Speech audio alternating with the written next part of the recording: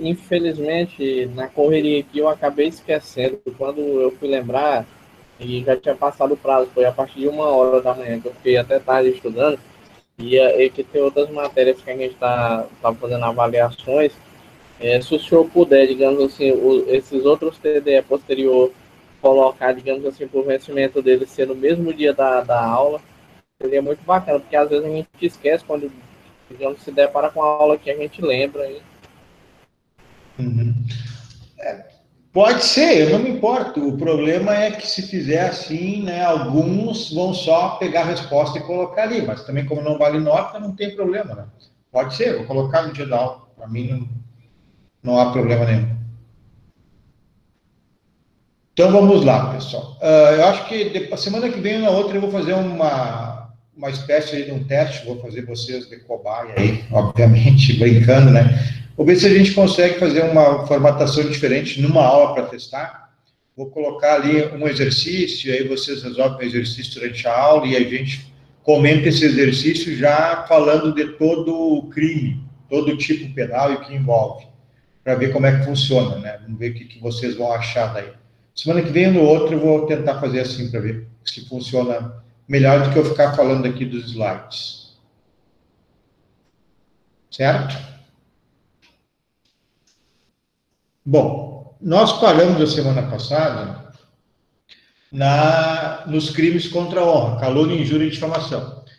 Aí faltou ver sobre isso a questão, algumas regras gerais. Então vamos ver aqui o artigo 141.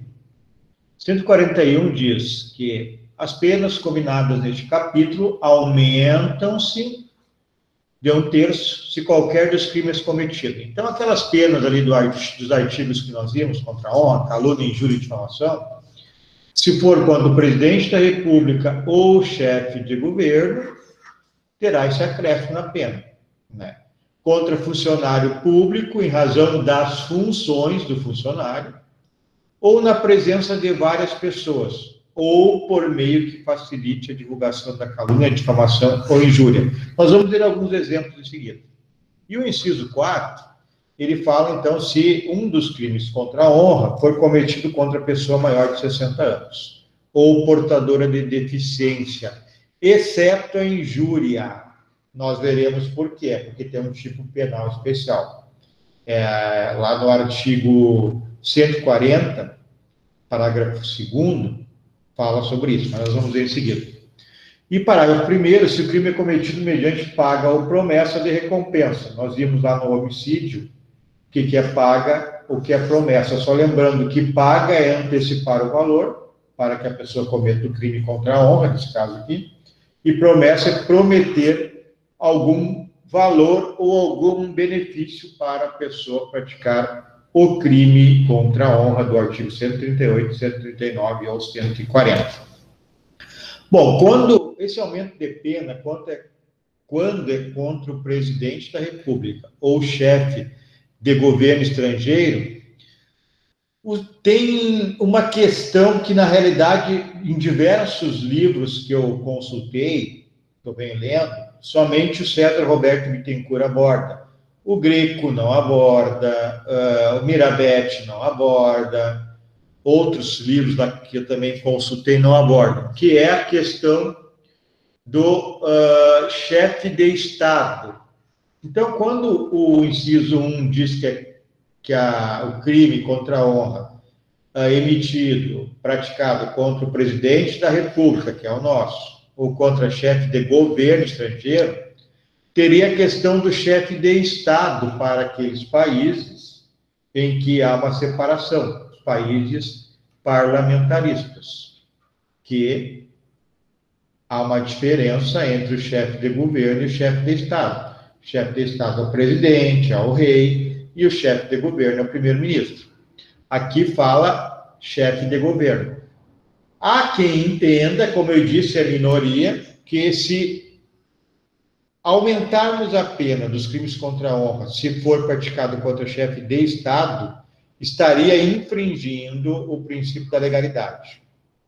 Porque a lei penal não diz isso. Não diz chefe de Estado. Mas, como eu disse, isso não é muito abordado. É um autor que menciona essa possibilidade. Porque a lei, conforme eu mostrei para vocês aqui, ela fala desse aumento de pena aqui, chefe de governo. Aí sim. Chefe de governo, né, pessoal? Aqui, presidente, eu vou chefe de governo. Então, o de Estado teria esse problema aí de infringir o princípio da legalidade. Mas não é muito abordado isso.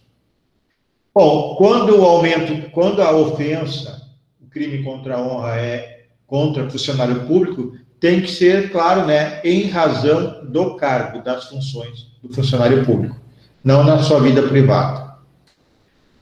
Na presença de várias pessoas, então, ou por meio que facilite a divulgação da calúnia, difamação ou injúria. Então, por exemplo, quando é proferido por um alto-falante, por folder, escrever em lugar de fácil acesso, lá, colocar um panfleto na frente de uma escola, em muros, viadutos, outdoors. Então, aí eu terei essa questão aqui do meio que facilite a divulgação. Então, terá um aumento de pena.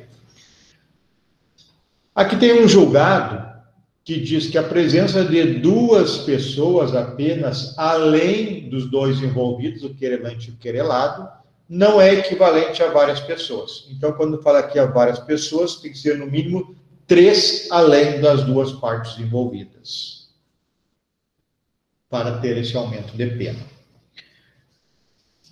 Contra a pessoa maior de 60 anos, aqui faltou alguma coisa, maior de 60 anos, ou portadora de deficiência, exceto no caso da injúria. Por que que não vai ter o aumento no caso da injúria? Somente na calúnia e difamação, para evitar o bis in idem, porque já existe esta pena majorada, uma pena maior, lá no 140, parágrafo 3º, quando há injúria preconceituosa.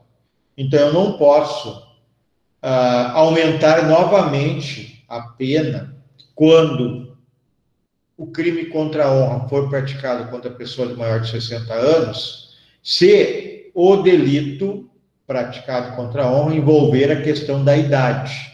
Aqui eu não estou falando da cor, estou falando da idade. Vamos voltar no 140, parágrafo 3º, para vocês verem. Olha o que diz aqui.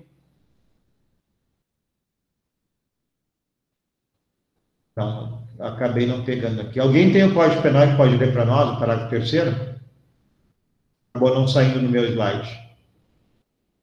No anterior, né, na realidade, 140, parágrafo 3º.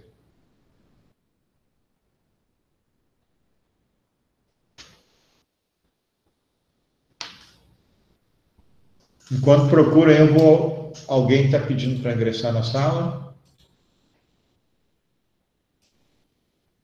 Alguém está dando uma olhada no Código Penal ou não?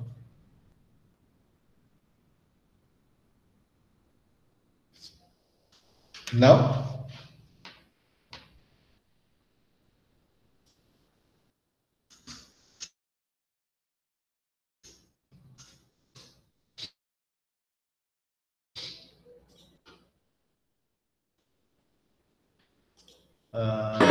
É o artigo, professor, que eu já olho, senhor.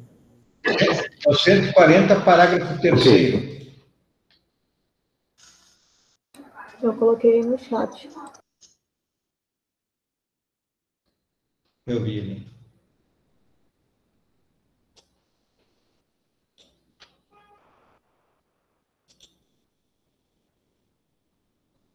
Vamos deixar o Arthur ler para nós.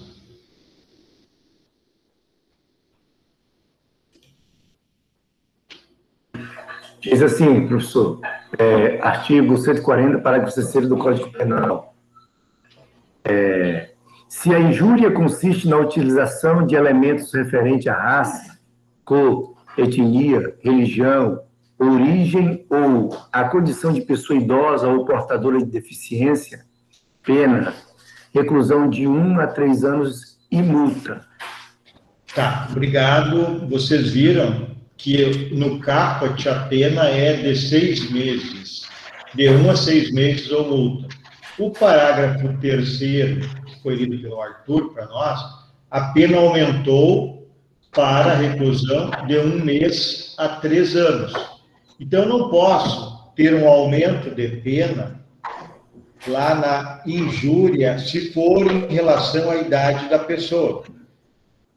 Vou aqui de novo.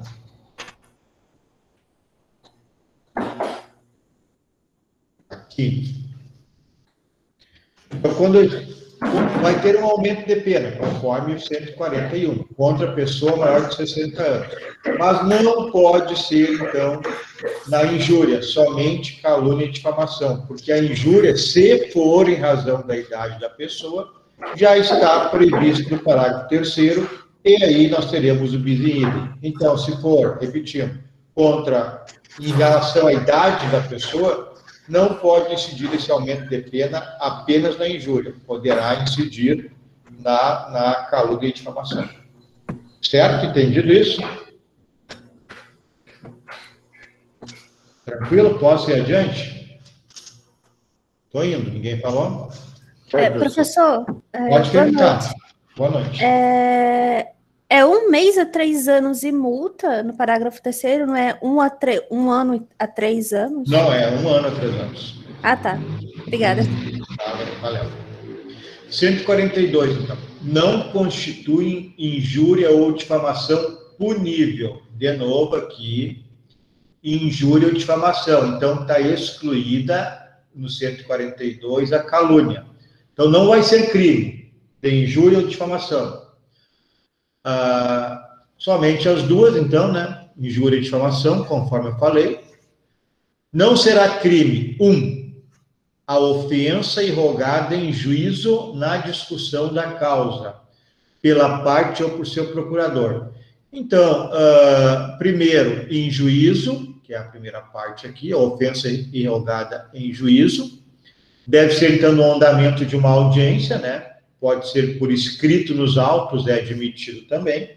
Então, uma pessoa injuria ou difama outra, não será considerado crime contra a honra se for na audiência em juízo ou até mesmo nos autos. Tem que ter relação, obviamente, com discussão da causa. Aí eu trouxe aqui uma passagem do Rogério Greco. O fato de chamar alguém de aproveitador e desonesto na defesa que se faz por conta de uma ação de cobrança que o agente entende como indevida, pode estar acobertado pela imunidade judiciária. Então, nesse caso, há uma ligação da ofensa desonesto com a causa que está sendo discutida, uma causa de pagamento, de falta de pagamento. Agora, ele continua, o Rogério Greco. Ao contrário, dizer que a vítima é corno, pois que sua mulher tem o hábito de sair com qualquer pessoa que conhece, não tem a menor ligação com essa ação de cobrança. Aí constituiria crime, portanto, contra a honra. Ou difamação ou injúria. Nesse caso aqui, difamação. Certo? Entenderam, né? Tranquilo isso? Tranquilo. Tá, então, a gente está falando aqui do inciso 1, a ofensa irrogada em juízo. Aí tem essas características, tem que ser em juízo, tem que ter relação com a causa e proferida pela parte ou seu procurador. Então, tem que ser pelas partes que estão participando, né? Qualquer dos sujeitos da relação processual. Há entendimento, conforme o Rogério Greco, inclusive ser contra o magistrado. Já seria possível também não haver um crime contra a honra, mesmo contra o magistrado, no entendimento do Rogério Greco. Tem uma decisão judicial aqui do STJ que diz assim: a imunidade do advogado não é limitada subjetivamente quanto à ofensa irrogada contra o magistrado, porque inexiste no ordenamento jurídico tal restrição. Entendimento que, com maior rigor, deve prevalecer após a nova ordem constitucional que instituiu a imunidade profissional, mais abrangente que a imunidade judiciária, embora excessiva, desnecessária e censurável. Olha, foi absolvido o advogado que criticou o juiz. A manifestação do advogado em face da conduta do magistrado, se verificada no contexto da discussão da causa, mediante provocação do juiz do feito, quanto à sua atuação, impõe o reconhecimento da inviolabilidade profissional. Então, era só para esclarecer para vocês, aumentar, né, nosso conhecimento. O inciso 2 também diz que não será crime a opinião desfavorável da crítica literária, artística ou científica, salvo inequívoca intenção de injuriar ou difamar.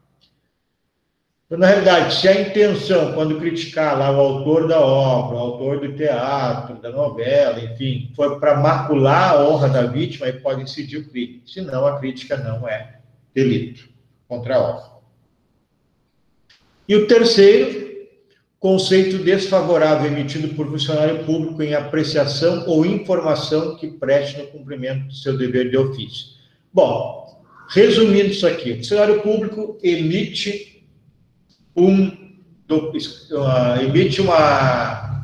escreve um documento dizendo fatos que se passaram numa repartição, sei lá, numa delegacia, num quartel, no INSS. Então, ele faz um relatório do que se passou. Talvez ele emita alguma afirmação contra a honra de alguém, porque é o que se passou, ele está apenas descrevendo fatos. Isso também não é considerado, então, crime contra a honra da pessoa que tiver o seu nome exposto nesse documento emitido pelo funcionário público.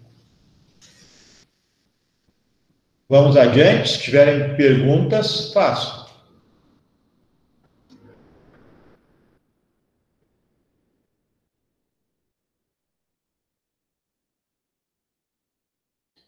Aqui uma jurisprudência do STJ. Palavras que, em tese, constituem injúria proferidas por magistrado em relação a colega, outro juiz, portanto, em sessão reservada para apreciar a conduta do ofendido, como resultado de acerba discussão, não tipifica a injúria, devendo ser reconhecida a excludente do 142, inciso 3. Parágrafo único, nos casos do inciso 1 e 3, responde pela injúria ou pela difamação quem lhe dá publicidade. Então, isso significa que não há imunidade do inciso 1 e 3 para aquele que, tomando conhecimento da difamação, injúria e dá publicidade. O que é o inciso 1 e 3? O 1 é aquela ofensa irrogado em juízo. O 3 é aquela do servidor público. Então, quem tomar conhecimento de ofensa irrogada em juízo, ou ofensa entre aspas, ou documento descrito pelo servidor público, onde há palavras que, em tese, ofendem o sujeito, quem tomar conhecimento nesses dois casos, tanto no inciso 1 quanto no 3, e passar adiante, esta pessoa, sim, estará cometendo crime contra a honra. O funcionário público é eximido, aquele indivíduo que em juízo irrogou ofensas é eximido, mas quem dá publicidade não é eximido. Tranquilo? Posso ir para o 143? Vamos lá, então. Então, vamos lá.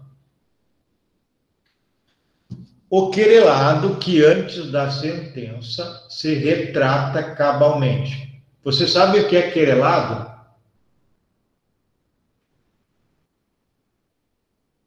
Querelado é o sujeito passivo da relação. É aquele que acabou cometendo um crime contra a honra e está sendo processado por isso. Na ação privada é querelante e querelado. Então, o querelado está sendo alvo de uma ação em virtude de ter acusado alguém de crime contra a honra. Então, o querelado que antes da sentença se retrata cabalmente da calúnia ou da difamação, aqui não fala em injúria, fica isento de pena. Parágrafo único. Nos casos em que o querelado tenha praticado a calúnia e difamação, utilizantes dos meios de comunicação, a retratação tem que ser da mesma maneira, meios de comunicação.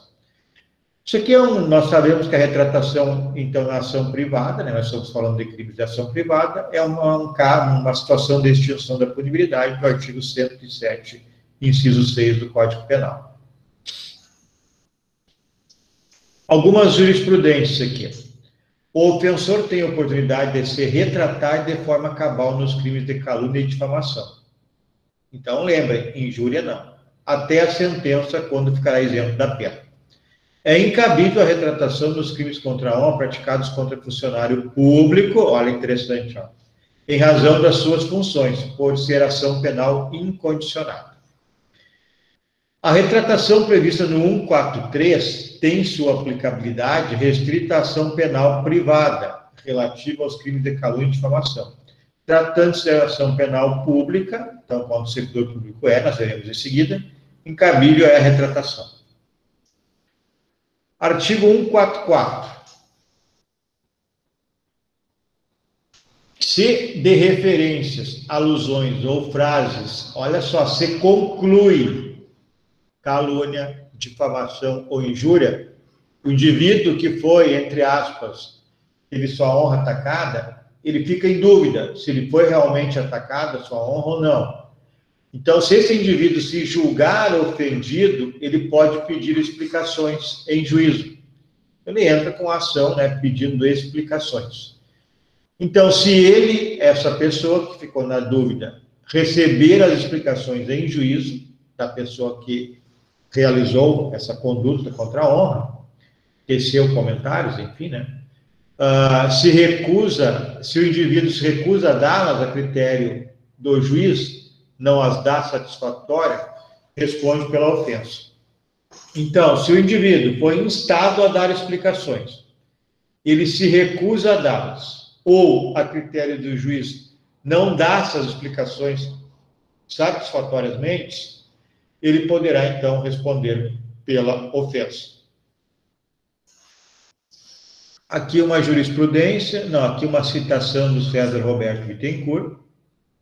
O juiz não julga a natureza das explicações ou a sua recusa, mas havendo o oferecimento da peça preambular da ação penal, avaliará se as explicações atendem os postulados do artigo 144. Então, o César Roberto Bittencourt entende que tem que ter o ingresso da ação para o juiz fazer a sua valoração, se o sujeito deu a contento ou não as explicações. E a ação penal, pessoal, artigo 145. Como regra, os crimes previstos nesse capítulo, os crimes contra a honra, calúnia, injúria e difamação, se procede mediante queixa-crime, ação penal privada. Salvo no artigo 140, parágrafo 2º, quando da violência resulta a lesão corporal. Lê para mim aí o parágrafo 2º do 140 para nós nos relembrarmos, por favor. Parágrafo 2º do 140.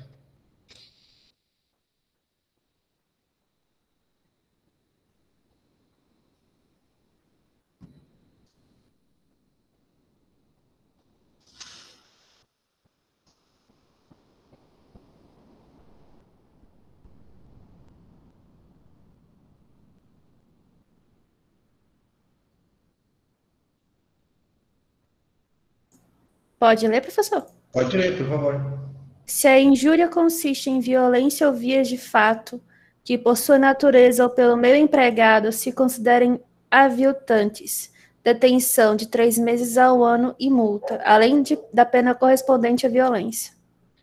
Tá bem. Pessoal, olha só, cuidado com isso aqui. Nesses crimes, calúnia, injúria e difamação, como regra, a ação penal é privada. Como regra, a ação penal é privada. Porém, se constituir ou resultar em lesão, que a colega acabou de ler lá no parágrafo 2º, a violência, se essa violência resultar em lesão, e a lesão for de natureza grave, é ação pública incondicionada. Se for leve, em virtude da Lei 9.099, ela continua sendo condicionada, ela é condicionada à representação. Então, como regra, se os crimes previstos neste capítulo, somente se procede mediante queixa-crime.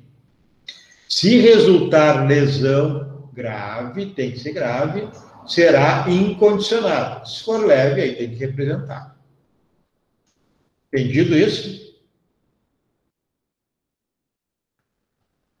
Nenhuma dúvida? Posso ir adiante, então? Pode. Tá. Parágrafo único. Então, regra, ação privada. Se no parágrafo segundo, que fala injúria resulta de violência, se resultar lesão grave, aí é incondicionado. E o parágrafo único diz: procede-se mediante requisição do ministro da Justiça, no caso do inciso 1 do artigo 141, que é quando o crime contra a honra é contra presidente ou chefe de governo estrangeiro. Aí vai precisar, então, de requisição do ministro da Justiça. Ou mediante representação, quando é contra funcionário público. Aí o funcionário público tem que representar. Então, é ação pública condicionada. Ação penal pública condicionada.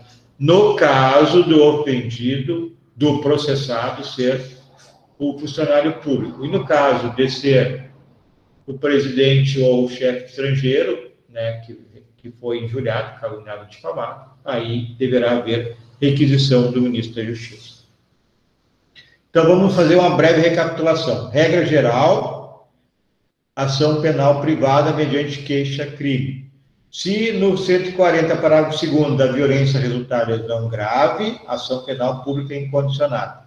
E se esta calúnia, injúria, difamação for contra presidente ou chefe de governo estrangeiro, mediante requisição do ministro da Justiça.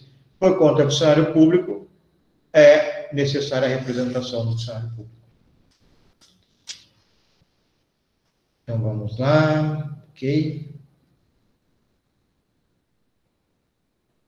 Artigo 146. Nenhuma pergunta aí das diretrizes gerais do 145?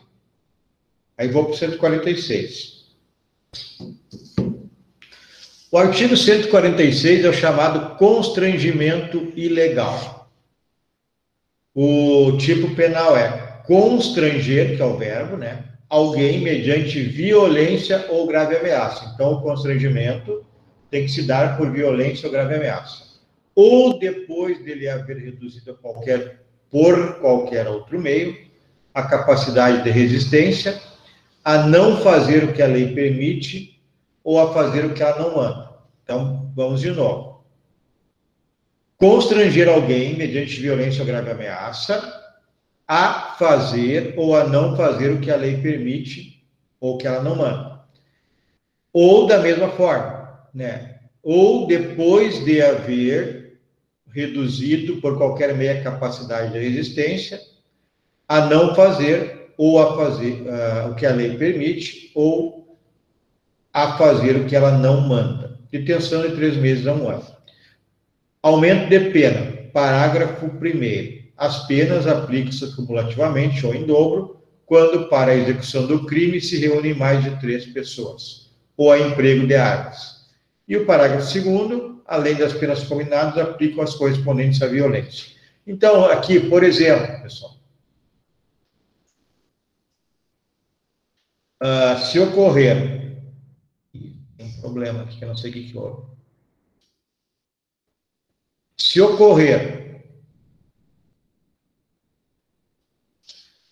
por exemplo, alguém for lesionado, agredido, para não fazer o que a lei permite, por exemplo, andar na via pública, ingressar num estádio de futebol, ela é lesionada, agredida.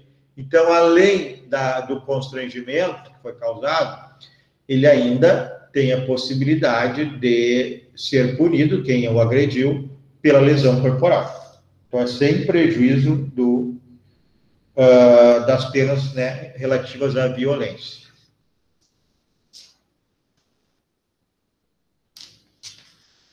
Aqui ficou pequenininho. Parágrafo 3º.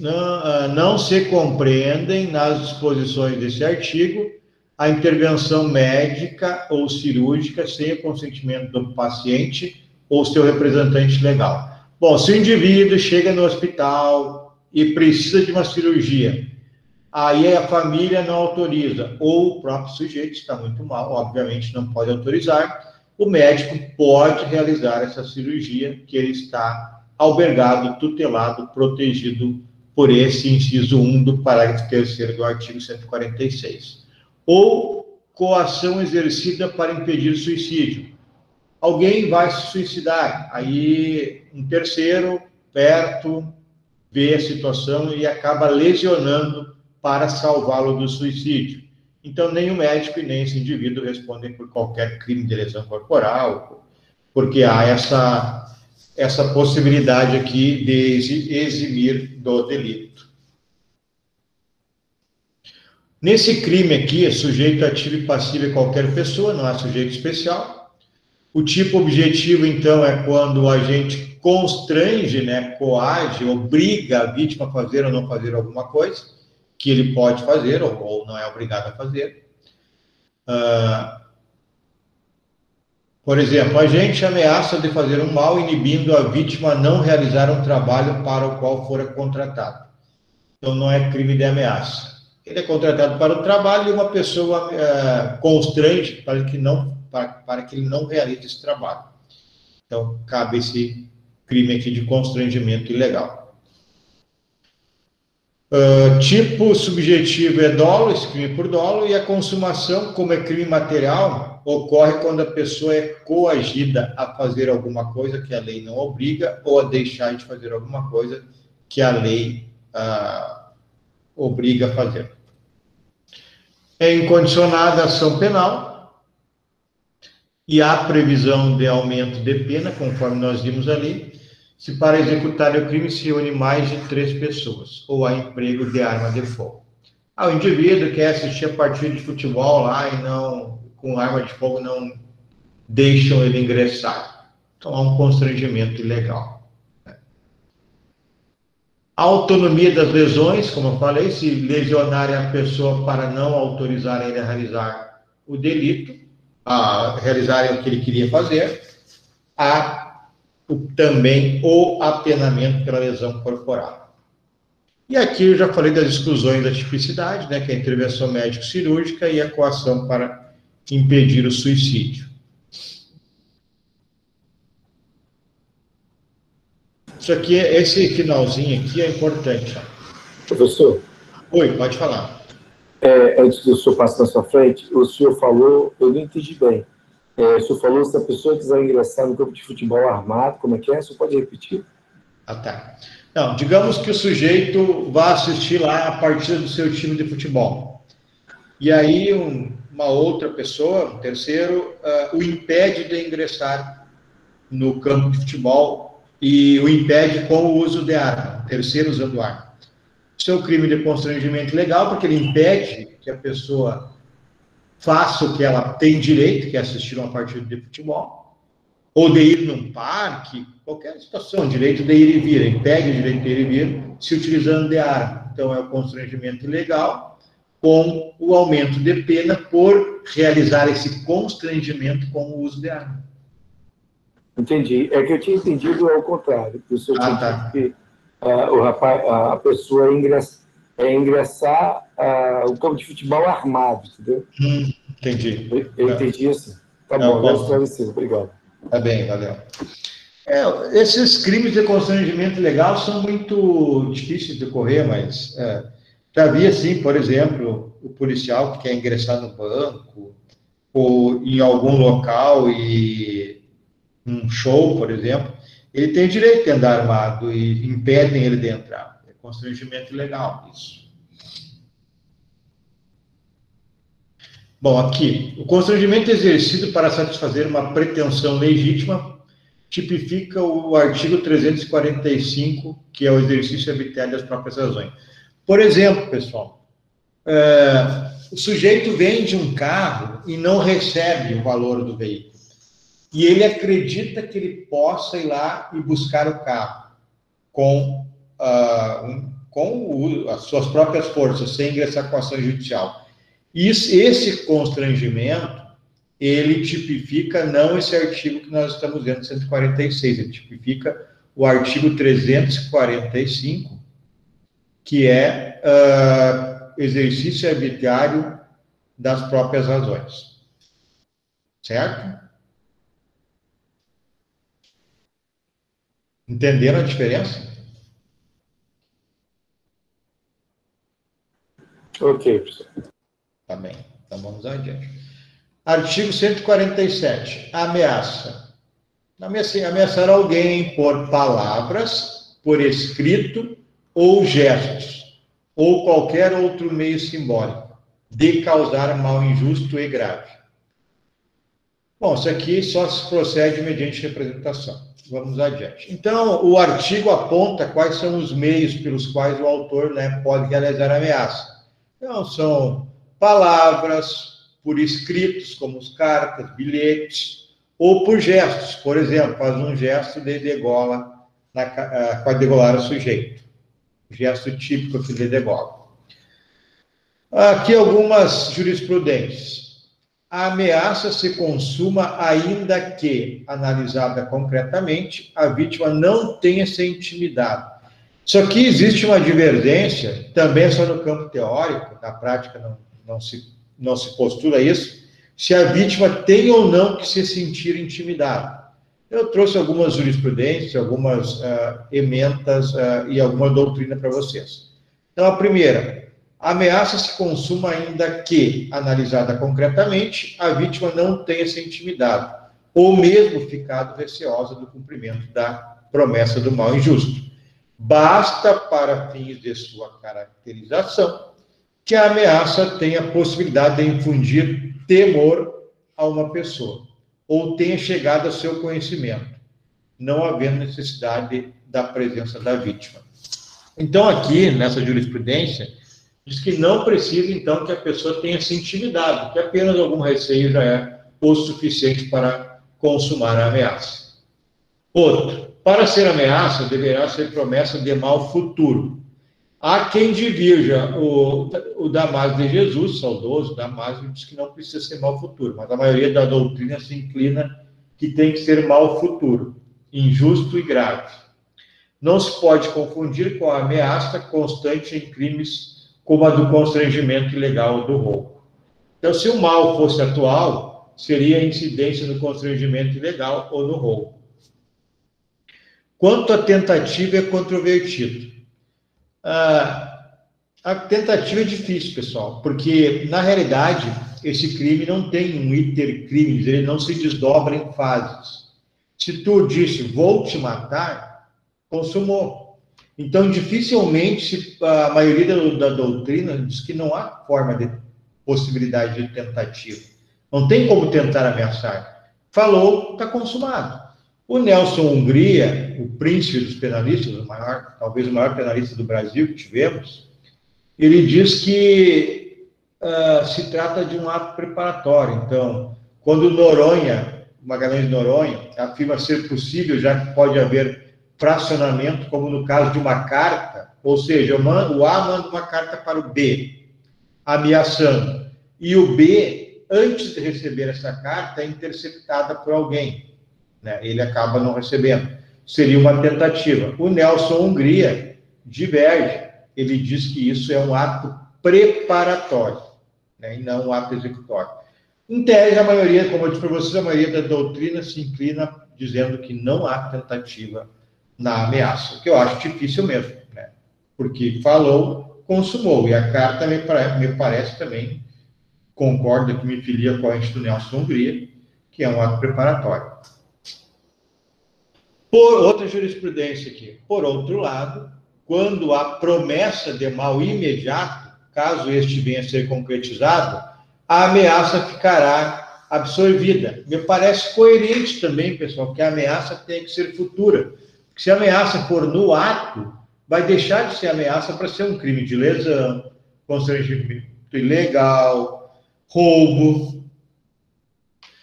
Para Nucci, Guilherme de Souza Nucci, a ameaça deve ser de mal futuro, afirmando que ou o agente busca intimidar seu oponente, prometendo-lhe a ocorrência de um mal injusto e grave que vai acontecer, ou está prestes a cometer um delito e avizinha-se a atos executórios. Portanto, uma tentativa, caso não chegue à consumação. Exemplifica com o sujeito que diz que vai pegar a arma para matar seu rival, o que de fato está fazendo.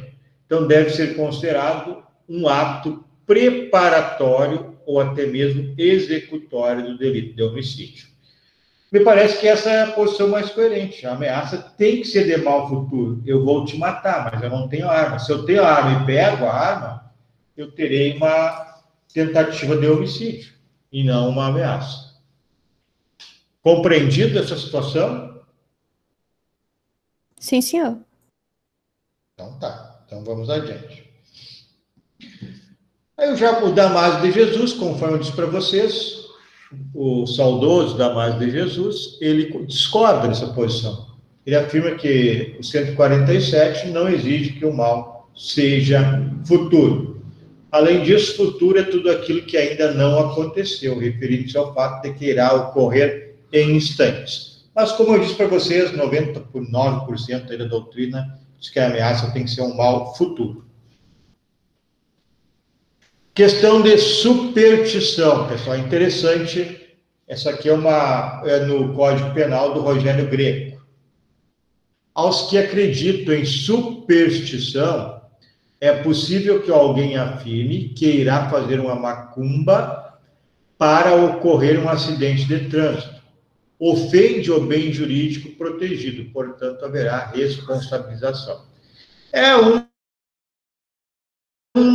Essa aqui é uma questão difícil, mas é uma ideia que o Rogério Greco traz no Código Penal comentado dele. Quem acredita em superstição pode se sentir ameaçado nessas situações aqui. Bom, ameaça proferida em estado de ira ou cólera. Também há algumas divergências se quando as pessoas estão iradas, a ameaça existiria ou não consumaria. Então, ira ou cólera são aquelas ameaças, então, ocorridas durante discussões acaloradas. Não há unanimidade se pode ser ameaça ou não. As ameaças proferidas no ímpeto da cólera não são politicamente imputáveis. Isso aqui é uma ideia que traz para nós o Francesco Carrara no seu programa de Direito Criminal. Fragoso, né, diz que não há crime se for na explosão da cólera. Agora vamos ver outras jurisprudências e passagens aqui. Rogério Greco. Apesar da autoridade dos renomados autores, acreditamos que, permissa a vênia, não ser essa a melhor posição. Isso porque grande parte das ameaças são proferidas quando estão em estado colérico, né, pessoal? Então, o Rogério Greco discorda, diz que na cólera pode haver, sim, a consumação da ameaça. César Roberto Bittencourt. Estado de ira, de raiva ou de cólera não exclui a ameaça. E aqui, por fim, observe-se que para caracterizar a ameaça não há necessidade de que o agente efetivamente tenha a intenção real de cometê-lo, basta que seja capaz de infundir temor. Então, também concordo, né, passo para vocês que a maioria da doutrina diz que, mesmo estando em momento de ira ou de cólera, uma discussão acalorada, a ameaça pode sim se consumar. Estado de embriaguez, nos traz o Luiz Regis Prado. Parte da doutrina afirma que, nesse caso, a embriaguez afastaria o dolo do agente. O exemplo de Luiz Regis Prado, que esclarece não poder ser havida como séria a ameaça realizada em estado de embriaguez do agente. Quando ele fala aqui em estado de embriaguez, né, e aí o Rogério Greco complementa isso, para poder vingar essa ideia, tem que ser aquela embriaguez que o sujeito realmente não consiga realizar a sua ameaça. Então, é uma embriaguez assim que torne ridícula a ameaça. O sujeito está caindo de bêbado, não consegue parar de pé e ameaça de bater em alguém, por exemplo. Essa é uma possibilidade da ameaça, então, ser excluída. Tá bem? Tranquilo? Vamos, então, se não tem perguntas, para o delito de stalking. Já ouviram falar nisso? Me digam aí se sim ou não. Sim. Sim. Então, vamos dar uma olhadinha. Isso é bem novo aqui, vamos dar uma conversada, não tem doutrina ainda sobre ele, nem jurisprudência, né? Então, vamos lá. Os verbos do 147A é perseguir alguém, olha só, reiteradamente e por qualquer meio, ameaçando-lhe a integridade física ou psicológica, restringindo-lhe a capacidade de locomoção ou, de qualquer forma, invadindo ou perturbando sua esfera de liberdade. Então, vamos de novo. 147A. Verbo perseguir alguém. Essa perseguição se dá de forma reiterada e por qualquer meio. Então, a perseguição é reiterada e por qualquer meio. Vou juntar aqui. Como é que se faz essa perseguição reiterada e por qualquer meio? Com ameaças à integridade física ou psicológica. Então, como é que se dá essa perseguição? Por ameaças à integridade física ou psicológica. Restringindo-lhe a capacidade, também, uma segunda possibilidade de perseguir alguém, restringindo-lhe a capacidade de locomoção, ou, de qualquer forma, invadindo ou perturbando sua esfera de liberdade ou privacidade. Então, isso aqui é para aqueles casos que o sujeito fica toda hora em cima, ameaçando a integridade física ou psicológica de alguém, né? Restringindo a capacidade de locomoção, fica sempre do lado da pessoa, fica constrangendo a pessoa, né? A que não ande, a que seu direito de ir e vir fique prejudicado fisicamente ou psicologicamente, né? Acaba, então, perturbando a privacidade ou a liberdade da pessoa com essas situações de perseguição reiterada, com ameaças físicas ou psicológicas, ou com a restrição da capacidade de locomoção. É segurar a pessoa, contê-la, atacá-la, né? Enfim. A pena de reclusão de 6 anos a 2 anos. A pena é aumentada até de metade se o crime é cometido contra criança, adolescente ou idoso, contra a mulher por razão da condição do sexo feminino, nos termos do parágrafo 2º do artigo 121, né? Que é o homicídio qualificado, né? Nesse caso aqui. Só que aqui não estou falando do homicídio, né? Só estou falando da violência doméstica, né? Pela condição de ser mulher, mediante concurso de 2 ou mais pessoas, ou com emprego de arma. Então, o stalking, que é o crime, então, de perseguir, é importunar a pessoa, né? Contendo a liberdade de ir e vir da pessoa, ameaçando-a, né, para não ter essa liberdade de ir e vir, ou ficando todos os dias incutindo ideias contra a sanidade psicológica da pessoa. Esse é o crime, então, de perseguição.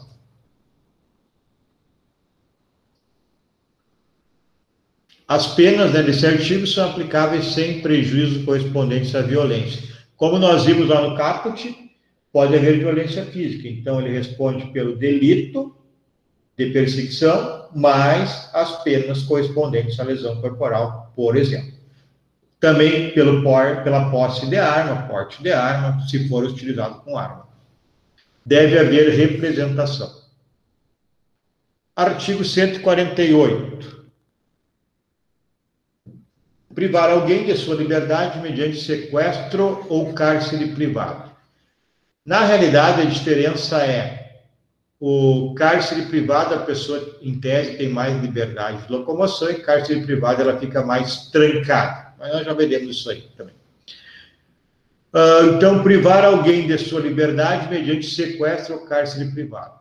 Parágrafo 1º, a pena de reclusão de 2 a 5 anos, se a vítima é ascendente, descendente, cônjuge, companheiro do agente ou maior de 60 anos. Então, aquela situação do marido que coloca a mulher em cárcere privado por ciúmes, por exemplo. Se o crime é praticado mediante internação da vítima em caso de casa de saúde, hospital, então ele forja, né, uma doença para internar a pessoa. Se a privação de liberdade dura mais de 15 dias, mais de 15 é no mínimo 16, né? Se o crime é praticado contra menor de 18 anos e se o crime é praticado com fins libidinosos, sexuais, né? Cárcere privado. Vamos ver algumas situações, então. O delito será qualificado mesmo que o agente não pratique qualquer ato de natureza libidinosa com a vítima. Então, se fim é libidinoso, mesmo que não pratique, responderá pela qualificação, como nós vimos ali no final, com aumento de pena. No entanto, se vier a praticá-lo, o fim libidinoso, haverá o chamado concurso de crimes. Então, por exemplo, cárcere privado ou sequestro, né? Sequestro ou cárcere para fins libidinosos. E aí estupra, vai responder pelos dois. Parágrafo 2º. Se resulta a vítima em razão de maus tratos de natureza da detenção, sofrimento físico, grave sofrimento físico ou moral. Então, a pessoa... Deixa eu tirar um negócio.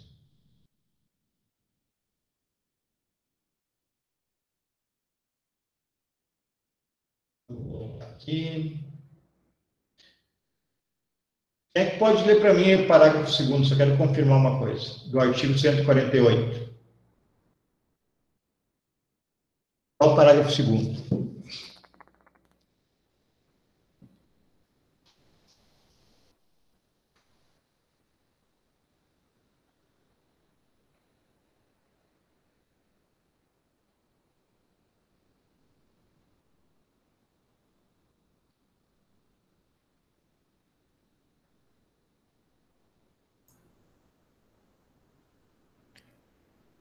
Artigo 148, parágrafo 2º. Privar alguém de sua liberdade mediante sequestro ou cárcere privado, se resultar a vítima em razão de maus tratos ou de natureza de detenção, grave sofrimento físico ou moral, pena reclusão de 2 a 8 anos. Tá bem, obrigado. Eu só queria confirmar isso. A pena de 2 a 8 anos, pessoal. Esse maus tratos, então, em virtude do sequestro ou cárcere privado, ou da forma como ela foi contida, né, ele tem esse aumento de dependência. Maus tratos é como o termo diz, é tratar de maneira inadequada o ser humano, ou da maneira como ela esteve reclusa ali, detida, né, em local muito insalubre, num buraco, por exemplo, né, isso então que traz o aumento de pena. Professor, isso é injusto, eles passarem tanto pouco tempo assim, com o dano que vai passar na cabeça da pessoa que ficou presa. É verdade, né? Só que tu tem que lembrar que pode ter aqui algum concurso, né? Por exemplo, se lesionar, se estuprar, vai mais a pena. Ainda é brando, professor. A pessoa vai passar o resto da vida inteira indo em consultas de psicologia, terapia. Acabou com a vida dessa pessoa. É verdade. Psicologicamente liquida para a pessoa. Isso aqui é, então, a natureza da detenção, nós já falamos. Aqui algumas jurisprudências. Restando comprovada a restrição de liberdade da vítima por razoável lapso temporal, sem o seu devido consentimento, não há que se acolher a tese absolutória quanto ao delito de cárcere privado. Bom, nós vamos chegar lá. Tem uma questão que envolve o roubo, pessoal, que é bem interessante, mas nós já vamos chegar lá.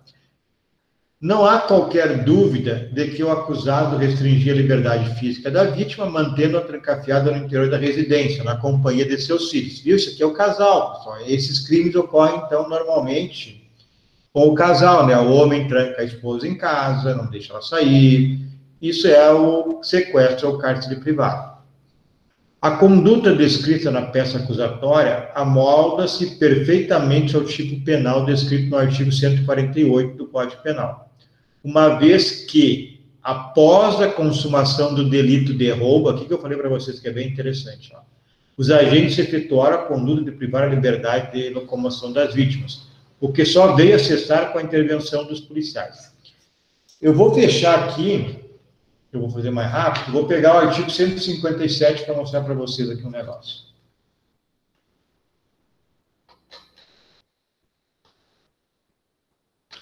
157.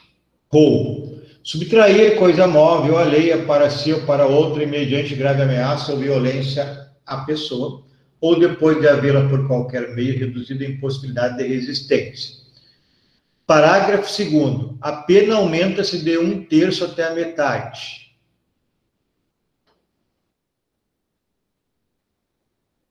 5. Se o agente mantém a vítima em seu poder, restringindo a liberdade.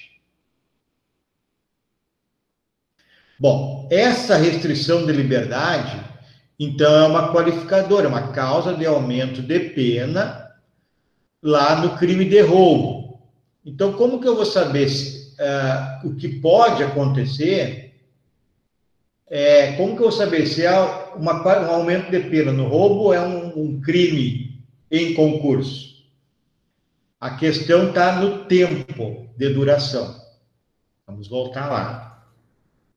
Se no roubo os indivíduos trancarem as pessoas dentro de um banheiro e essas pessoas ficarem um tempo razoável lá, eu terei 2 crimes. O de roubo mais o crime de cárcere, sequestro ou cárcere privado. Se o tempo for curto, eu terei somente o roubo qualificado, com aumento de pena. Entendido isso?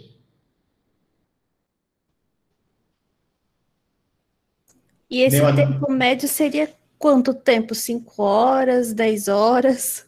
Na realidade não tem tempo, vai depender da valoração, né, do juízo da causa, não tem um tempo específico, mas ali é o tempo, como está nessa jurisprudência aqui, ó, de chegar à polícia. Não é tão demorado assim, aqui, creio que aí algumas horas, 5, 6 horas, 8, 7, 6, 5, 6, 7 horas seja o suficiente já. Talvez até menos. O que não vai caracterizar o delito de cárcere privado ou sequestro é 1 hora, 1h30, 2 horas, aí, não. Mas fora isso, é bem possível. Certo. Então, professor, se alguém tiver a intenção de roubar alguém e ele imposta essa pessoa, por exemplo, na casa dela mesmo, da pessoa, ele entra e ele não furta, ele rouba. Ele tranca essa pessoa no banheiro. E aí ele pega o que ele queria roubar e vai embora e deixa essa pessoa trancada. É isso que o senhor quer falar? Então caracteriza o quê? Cárcere privado, mas ele foi embora. Ele não está mantendo essa pessoa presa, entendeu? Sim, mas, por exemplo, o marido que deixa a mulher trancada dentro de casa, ele também sai à rua, ele vai trabalhar e deixa a mulher trancada lá no quarto, por exemplo. Isso é... Não, aí no caso, sim, justifica porque é o esposo dela, ele vai voltar para casa e ele, então, deixou ela lá presa, sabendo que não podia, porque ele realmente tem a intenção de manter ela em cárcere fechado. Mas o cara que entrou para roubar, ele não vai simplesmente acabar de roubar, abrir a porta do banheiro e falar, agora pode sair que eu vou embora. Porque em seguida ela vai denunciá-lo, entendeu? Ela vai ligar, sei lá. Sim. Mas a gente tem que ver, então, conforme diz a doutrina e a jurisprudência, né, o tempo. Roubo com restrição da liberdade no banheiro, como o teu exemplo, se for pouco tempo, é roubo majorado. Se for muito tempo, a doutrina e a jurisprudência diz que é roubo mais o 148, mais o cárcere privado. E sequestro ao cárcere privado. Essa é a questão, Entendi. É a questão do tempo. Pouco tempo, vai ficar no roubo majorado. Bastante tempo, vai ter um concurso de crimes. Certo? Vamos ver aqui. Entendi. É porque eu estava raciocinando da seguinte maneira. Se eu entro na casa de alguém para roubar, e aí eu vou, claro, roubar ela, não vou furtar, vou roubar. Eu vou prender ela para ela não me denunciar, eu vou imobilizar ela de alguma maneira, e eu não vou simplesmente sair e deixar do lado dela, por exemplo, uma faca para cortar as amarras que eu coloquei nela. Porque assim que eu sair, ela vai, com certeza, me denunciar ou vai atrás de mim, enfim, né?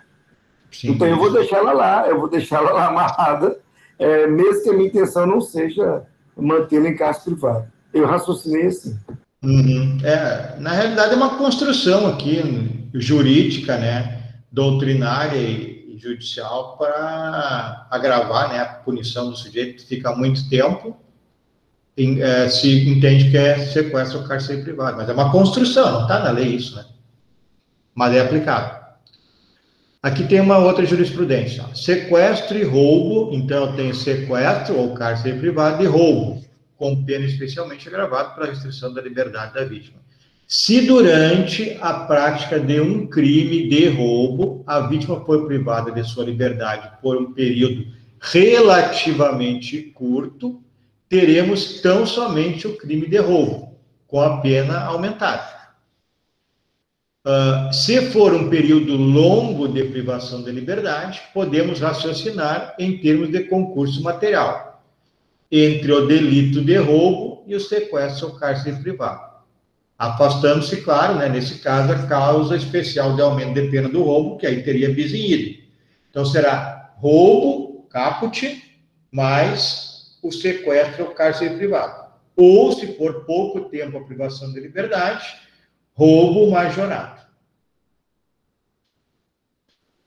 Em concurso material, caracterizados restam os delitos de cárcere privado, artigo 148, e roubo simples, 157, e não somente o de roubo majorado, se a vítima é mantida presa e amarrada muitas horas após consumado o delito patrimonial.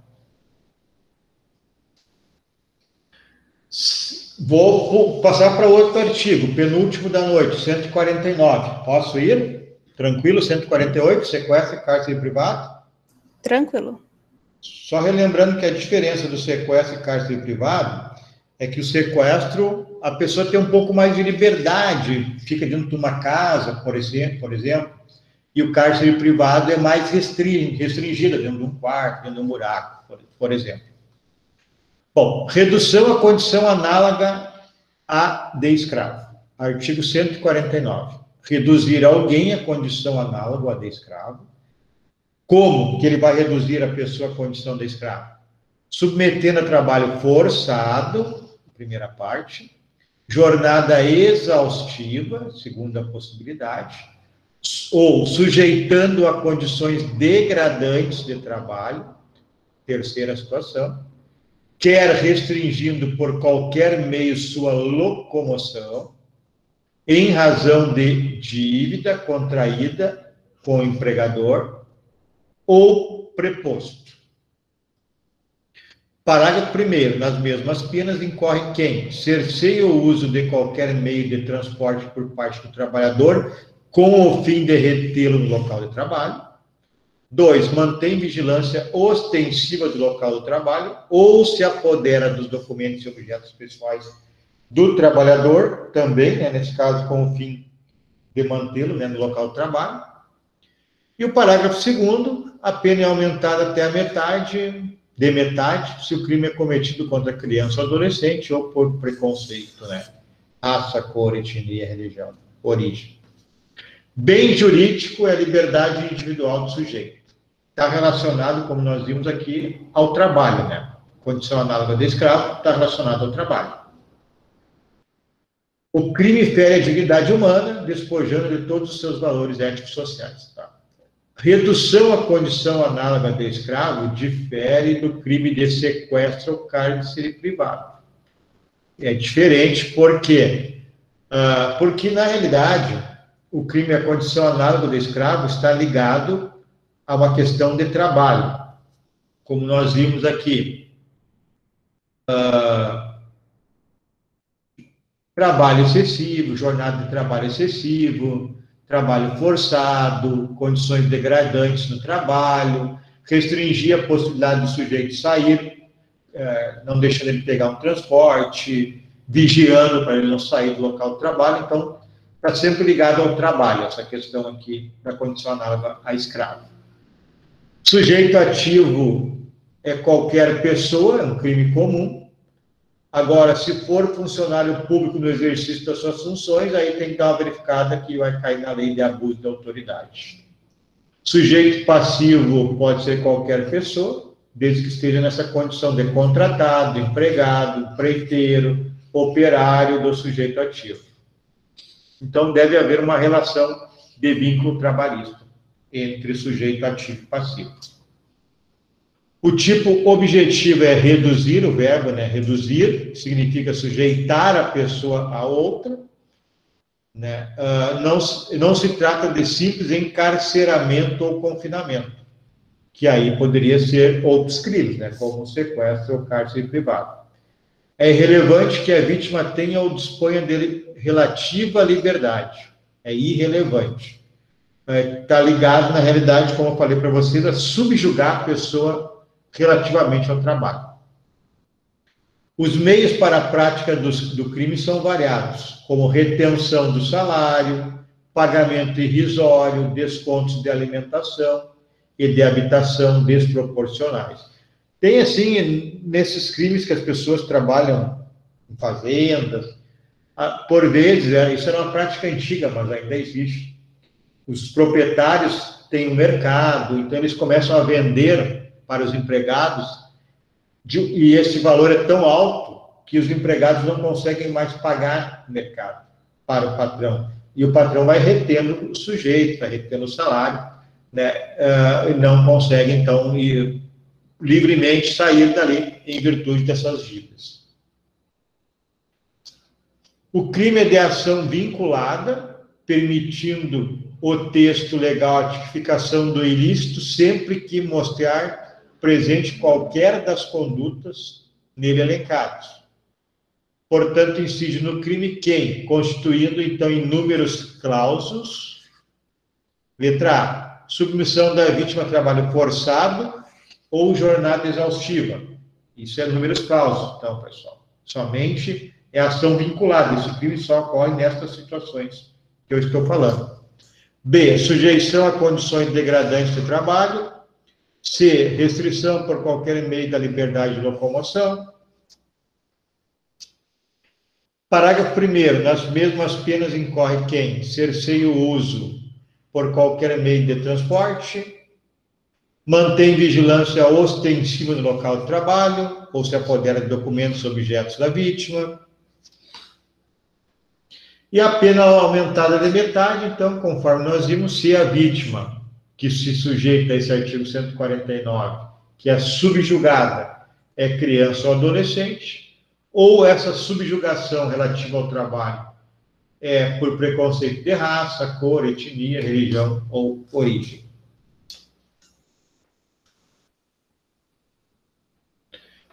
Ok, pessoal? Vocês entenderam que é C149, essa subjugação relativa ao trabalho. Tranquilo isso? Então vamos para o 149A. Esse crime também é mais recente, pessoal, tráfico de pessoas. Tem diversos verbos, ó: agenciar, aliciar, recrutar, transportar, transferir, comprar, alojar, acolher pessoa mediante grave ameaça, violência, coação, fraude, pode enganar a pessoa, então, para ela cair na história, ou abuso. Mas para quê? Para remover órgãos, tecidos ou partes do corpo, submeter a trabalho em condições análogas de escravo, submetê-la a qualquer tipo de servidão, para adoção ilegal ou para exploração sexual. Esse crime, então, aqui ele tem todos esses verbos. Se o sujeito ativo praticar qualquer desses verbos, e o sujeito ativo não é especial, é qualquer pessoa, qualquer um desses verbos, agenciar, ou aliciar, ou recrutar, ou transportar, ou transferir, etc., desde que seja mediante grave ameaça, violência, ou coação, ou fraude, né? A gente vê no caso das pessoas que são encaminhadas para exploração sexual no exterior, fraude, né? O aliciador, ele engana a pessoa, a mulher, normalmente leva para a Europa, dizendo que vai ter uma vida lá para trabalhar em algum local, e na realidade é para escravidão sexual. Então, esse é o crime do tráfico de pessoas. Tá bem esse crime aqui? Entendido? Aqui tem aumento de pena, parágrafo 1º. Se o crime for cometido por funcionário público, vamos ver, alguém está pedindo para ingressar na aula. A pena desse crime também é bem branda, né? É, verdade, verdade. Isso é muito chato. Olha, depois eu vou falar um negócio contigo aí depois. Deixa eu só estar terminando aqui já a aula, daí eu vou te dar a minha posição.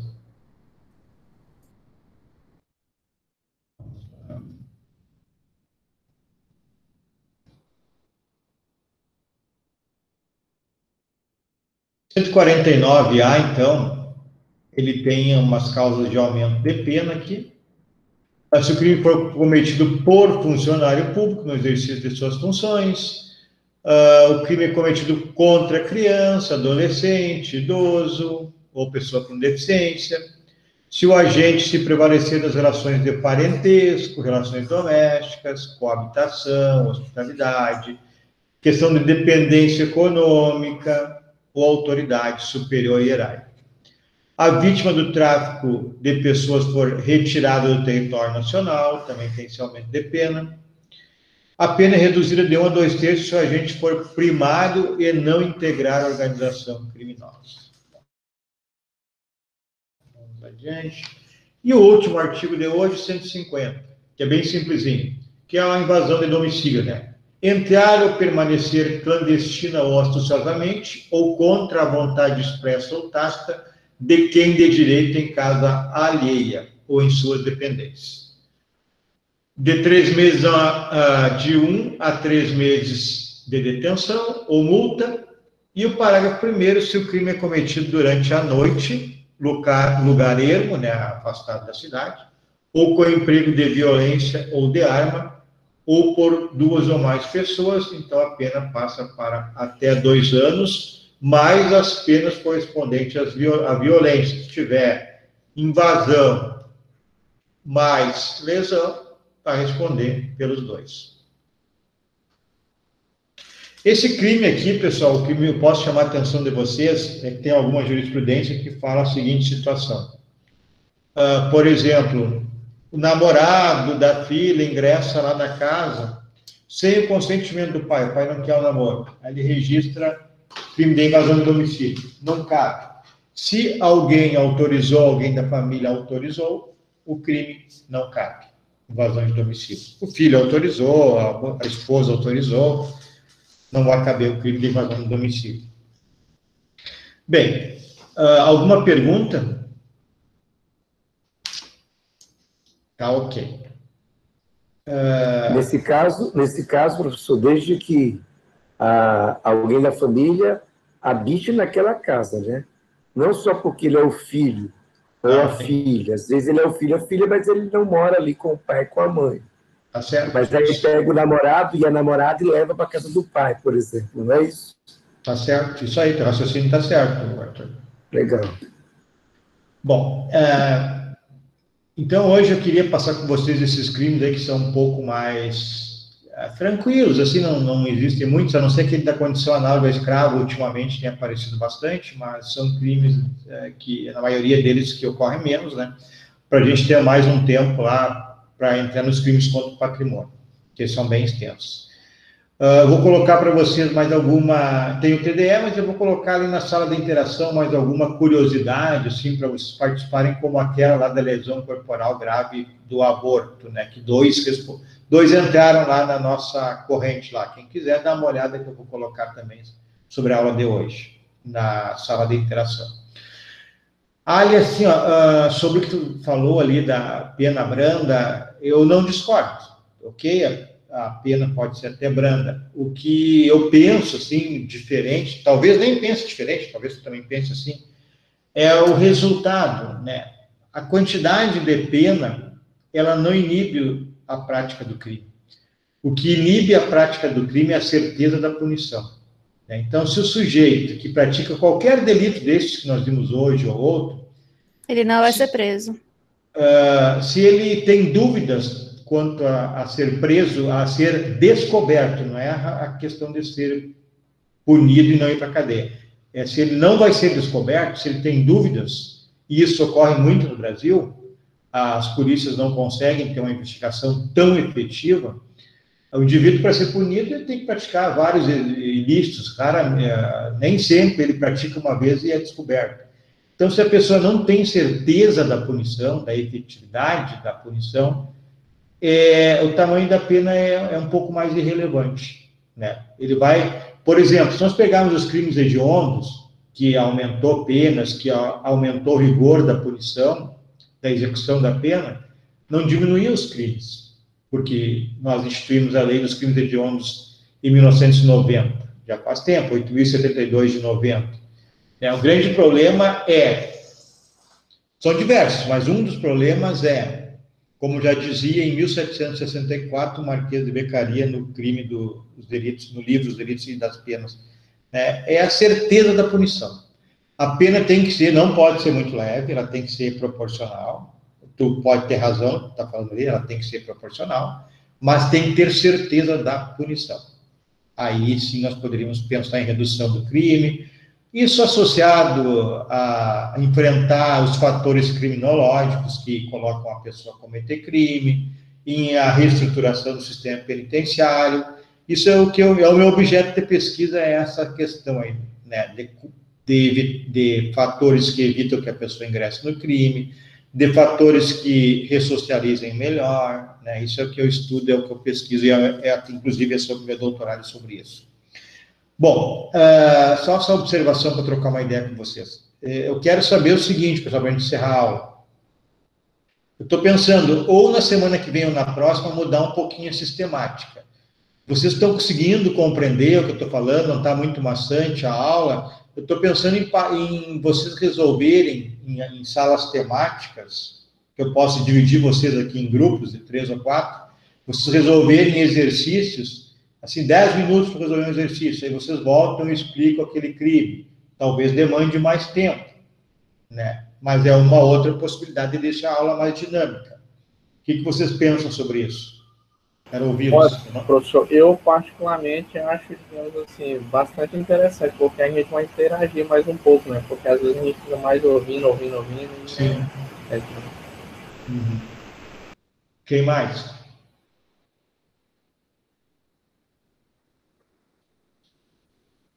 O que tu acha, Arthur? Sim, eu acho que essa temática ficaria mais dinâmica, né? Apesar de que eu gosto do estilo de aula que na sociedade, você tem que prestar atenção. E isso me força a prestar atenção. Quando alguém está falando, isso me força a prestar atenção e tentar compreender o que ele está falando. É cansativo? Mas eu entendo que no direito a gente tem que superar essa questão do cansaço. Porque quando nós formos um dia para a prática lá, vai ser cansativo. Então, assim, minha opinião. Então, não estou discordando do José, não, entendeu? Legal, eu também acho que se for uma coisa mais dinâmica, é melhor. Então, as duas coisas, o que o senhor decidir para mim está legal, professor. Tá, ok. Alguém mais quer se pronunciar?